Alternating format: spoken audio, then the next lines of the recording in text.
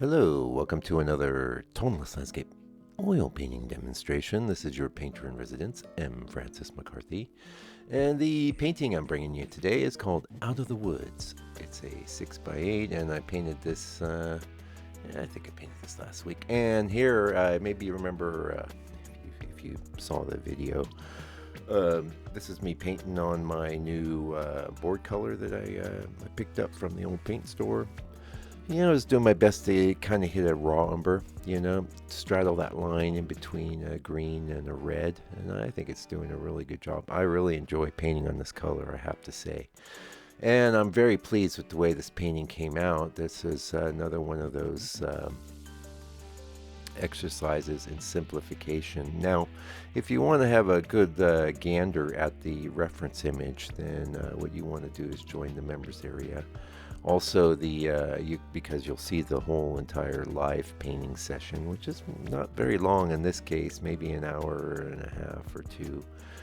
But that almost always includes a color mixing session. Sometimes I don't pre-mix my colors, but when I do, it's always there. And of course, access to the reference 4K, no ads, and all that groovy stuff. So check it out if you have an interest. If you don't, just check out these 15-minute videos because everything's here too. There's not a stroke that has been eliminated. Now, one thing I want to point out is in the reference image there was, see that trunk I just painted in there. There was a big bend in that trunk, moving very horizontal, and it's the kind of thing that 5, 6, 7 years ago I probably would have painted, and then eventually discovered I didn't like. So because it was distracting and it was moving the composition in a weird way. Now, there's a lot of times, goodbye, Humphrey. Humphrey's up on my shoulder here. There's a lot of times where you might have odd compositional elements in a photograph, but people will tend to filter those out. Really, though, you need to be doing all the filtering if you're a painter. We don't want to be presenting images to people that require a lot of filtering. You're supposed to be directing the gaze and keeping them engaged and moving the eye through the painting. Now, how does the eye move through a painting? We don't always know, but in general, I believe it comes in from at least in the West. I can only speak as a Western person. I believe it comes in from the lower left, and in this case, of course, we're going up the path, zipping around, interacting with the lights and darks, and we're done. Now, this is a very atmospheric painting, and one of my MOs here, well, there's a couple things I was trying to do, and we're going to have an ad for the book coming up. Yeah, sorry, they seem to be, I always shoot for the middle of the video, but sometimes things get away from me. But I was shooting for a certain color harmony and vibration that was present in the reference photo, and I did a good job of getting that. Kind of a pulled back grayish green sort of thing. And then there's been quite a few paintings of mine lately where I've had like lighter, brighter green being a big payoff in the scene. Anyway, we got an ad for the book coming up here, and we sent out a few books this last week, and we always appreciate the support. And it contains the condensed knowledge of a good 12 years of painting in a toneless manner. And when I went after wanting to paint this way, there were no books on tonalism or painting in a toneless way, and as far as I know, mine is still the only one. There's plenty of people doing videos and things, but this is your book, and you can have it open on your bench, and I'll send it to you anywhere on the planet for $60 US. That's international shipping included, and I am still maintaining that price. I make very little, but to me, if it gets out there in the world, that's the thing. That's the thing. I'm really thrilled about that. So as long as I'm not taking a loss, I'm good. Anyway, so you can see when I'm sitting up. So here was the other MO. Okay, you know how in these sorts of scenes you have all these branches, hundreds and thousands of branches, and they always seem to be coming off of the sides of the trunks in interesting ways. And now, I was talking to a student earlier in the week, and she's a fan of like Arthur Rackham. I don't know if you know who he is, but he would actually, he was pen and ink, and then he would watercolor his stuff, and beautiful, beautiful work, really great, very detailed though. And he would probably just go ahead and illustrate those thousands of branches and get the effect he wanted this that way. I don't want that. So what you see me doing was I came in with kind of a darker grayish greeny tone, not that green, mostly gray. And now light in the middle, then more light, more light. That's me wanting to get that effect without painting 1,000 branches. Now, she had made the point, well, it worked for him, it looked good, but the fact of the matter is if you think you're going to get the effects that you're after by cramming infinite amounts of detail into your paintings, first of all, maybe you'll get lucky and it will work. It can work, I won't lie, but it usually doesn't work because all it takes is for a few significant details to be wrong or incorrect, and everything will be thrown out. So if you're going to go that approach, like like a Bernie Wrightson or an Arthur Rackham or one of these famous illustrators, you better have your draftsmanship all lined up and good to go. Now I'm a decent draftsperson, but not the world's greatest, right? And I'm not doing this for drafting. I don't want to draft and render and execute and illustrate things. I want to make paintings.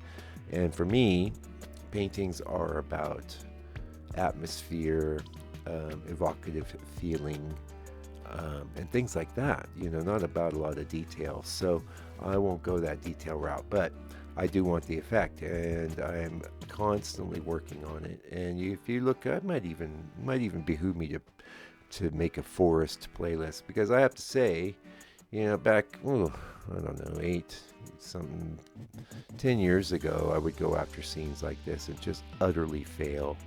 I was just overwhelmed, and it would really bring me down because I've been a good painter for a while. I mean, a much better painter than I was 10 years ago, no lie. But my attempts at those sorts of scenes would be really bad. But every now and again, I'd take another crack at it. And the real secrets are simplification. Also, you want to, really, you got to simplify everything. But we know it's a forest, so it can't have this open feeling like a meadow would have. It needs to feel like a forest. So really shrink down your reference. I suggest on your monitor or whatever you're using to look at your reference, your phone or your tablet. Make it quite small. And think of everything as patches of color as opposed to elements of the landscape. So instead of thinking of this is a branch or this is a tree or this is some grass, think of it as this is a patch of green, this is a patch of dark, this is a patch of gray, another lighter patch of gray next to it. Things like that. That sort of approach. Now you can't navigate an entire painting like that, but that should always be kind of the thing you fall back on first. And the other thing I would suggest is it's really, well, we got a little time left in the end of this video. Let's talk about overworking your stuff. I was talking to a friend of mine about that on the old emails, and I used to, I'd start my paintings in a very similar manner. I'd have an underpainting, and it took about the same amount of time. But from there, I would get into layers and layers and layers of paint, and I got some good effects. But at the end of the day, the real problem with that is if the composition's not good, you're just layering on all this gauzy veils of detail over something that's not right. That's what you got to watch out for. But I basically, bit by bit, have just moved myself into an area where I still can't escape being me. I still paint things the way I paint them, but I am more interested in just moving through the scene and getting those colors and shapes down, and not worrying so much about the things that might stop that process, the things that might impede that. And a lot of times, I'll be honest with you, at the end of the session, you look at it and you go, well, okay, you know.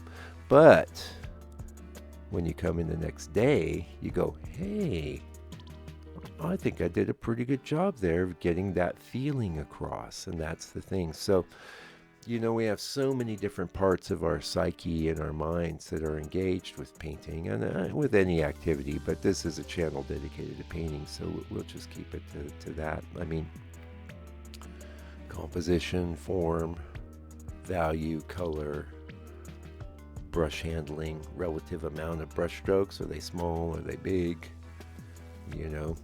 All of these things to wrangle with. And I admit I make it look really easy, but it's mostly because I do it all the time and I know where to cut things off. Okay, and let me see if I can explain what I'm talking about there, especially as it pertains to things like detail and really rendering things. So if you by cut off, I say, well, I need there to be enough detail here that we can see what's going on, like from the thousands of branches in the original reference photo, I'm down to less than, I can't count them here, but it's maybe 40, something like that, not even that many.